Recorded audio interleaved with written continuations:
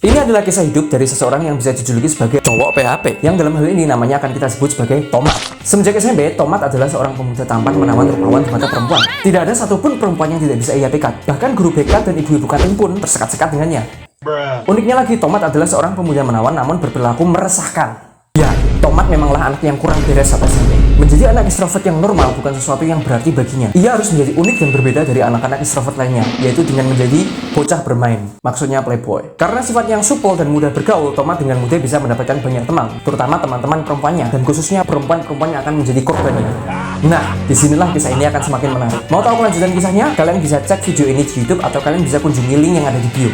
Seperti yang kita tahu, Tomat adalah seorang pemuda yang tampan, menawan, dan rupawan. Dia mudah bergaul dengan siapa saja, termasuk dengan perempuan seusianya. Di awal perkenalan dengan setiap perempuan, ia selalu menggunakan jokes-jokes garing dan gombal-gombal receh. Lalu dilanjut dengan perhatian-perhatian kecil seperti, wah, sepatu baru deh. Rambutnya berantakan, kayak si Cie yang pakai size 34B. Dengan obrolan ringan dan guruan sederhana seperti ini, mana mungkin tidak ada perempuan yang bisa terpikat oleh Tomat. Ya, sepertinya juga gara-gara si Tomat udah ganteng sih. Dan akhirnya, mulailah si perempuan ini merasa baper dengan si Tomat. Wow, kenapa ya dia deket-deket aku? Jangan-jangan dia ada perasaan sama aku. Jangan-jangan dia suka sama aku. Dan di sini adalah fase-fase di mana perempuan ini akan menyesali semua perkataan dan perasaan. Semakin lama, semakin dekat. Berawal dari DM, sekarang ke WA. Awalnya cuma teman doang, sekarang menjadi teman dekat. Dari teman dekat berubah jadi teman mesra. Dan kini dari teman mesra berubah menjadi, nah, menurut kalian apa nih teman-teman? Coba kalian tebak jawabannya di kolom komentar di bawah. Karena tebakannya unik, akan mendapatkan hadiah berupa piring gratis. Ya, piring gratis. Tentu saja dengan dipotong pajak.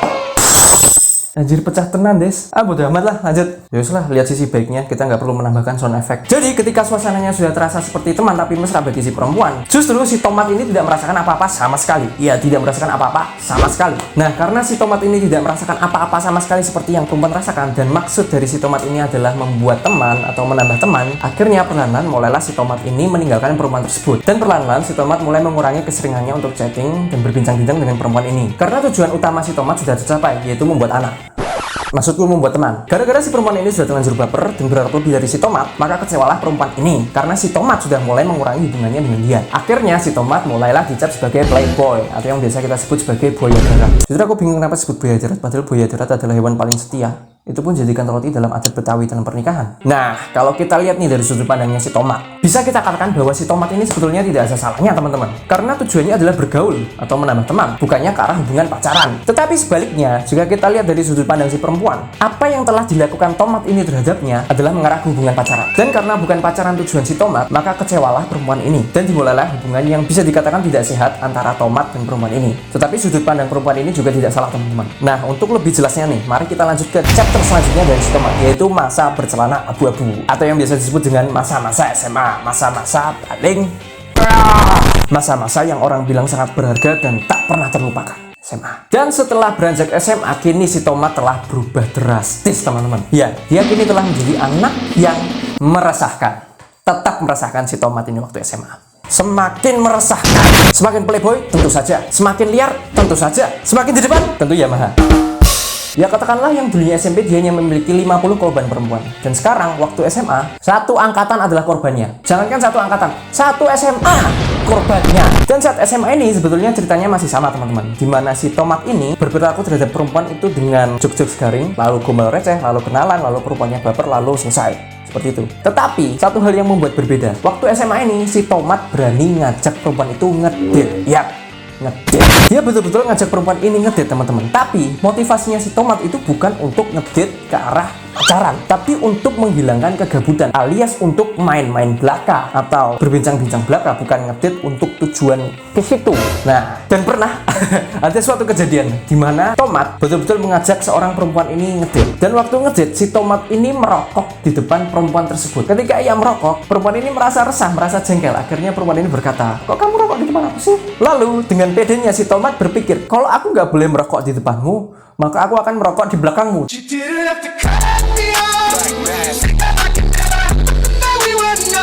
Dan betul, si Tomat ini justru merokok di belakang perempuan tersebut.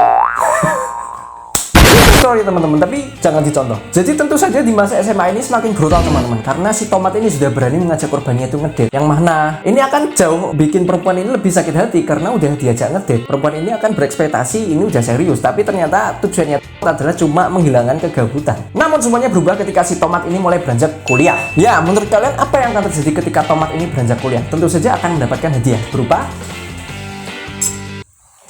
Dan di saat Tomat ini mulai kuliah, dia benar-benar mendapatkan karma. Di masa kuliah ini, si Tomat ini sudah beranjak dewasa. Dia sudah beranjak untuk mulai serius memperdalam hubungannya. Artinya, dia sudah mulai berpikir, kalau aku deket-deket perempuan, artinya aku harus betul-betul menjalin hubungan yang serius dengan perempuan itu. Artinya menuju ke pernikahan. Tetapi, ketika dia mulai memutuskan untuk berpacaran dengan salah satu perempuan yang ada di kampusnya, mulailah si Tomat ini menjadi bucin. Yap, dia kini benar-benar seperti hamba dari pacarnya tersebut. Jadi sekarang justru pacarnya yang mempermainkan si Tomat ini, teman-teman. Dan setiap harinya si Tomat ini selalu benar-benar menjaga perasaan pacarnya, teman-teman. Ia rela hujan-hujanan hanya demi mengantar bolpen dan pensil ke rumah pacarnya. Ia rela nyelam sungai Karigarang hanya untuk mendapatkan batu akik pacarnya.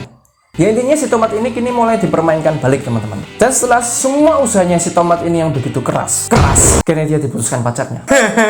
Jadi tadinya si Tomat dengan pemuda yang tampan, teman di mana-mana, popularitas merajalela, sekarang dianya menjadi seorang diri di kampus. Ya, dia tidak tahu dia harus berteman dengan siapa dan tidak ada yang mau mendekat padanya. Tidak ada yang mau mendekat padanya kecuali tidak ada. Jadi sebetulnya pesan yang bisa kita ambil dari kisah ini, teman-teman, artinya saat kita di atas, cobalah berhati-hati terhadap semua apa yang akan kita lakukan atau apa yang akan kita katakan. Walaupun motivasi kita ini tidak bermaksud menyakiti orang tersebut atau kita tidak bermaksud sungguh-sungguh untuk membuat perasaan orang tersebut sakit, namun cobalah untuk tidak melakukan hal tersebut. Namun cobalah untuk dipikirkan matang-matang terlebih dahulu apa yang akan kita lakukan ini. Karena tanpa kita sadari pun, hal yang kita lakukan ini bisa saja menyakiti perasaan orang lain, orang yang tidak bersalah. Jadi pertimbangkan terlebih dahulu hal-hal apa yang akan kita lakukan, teman-teman, dan jangan pernah malu untuk melakukan hal-hal yang benar. Maka dari itu cukup sekian untuk video kali ini, dan terima kasih buat kalian yang sudah menonton video ini dari awal sampai akhir. Kalian memang sampai bertemu di video selanjutnya. Oh iya, satu lagi teman-teman, apakah si Tomat ini pantas untuk dijuluki lelaki kardus? Tulis pendapat kalian di bawah.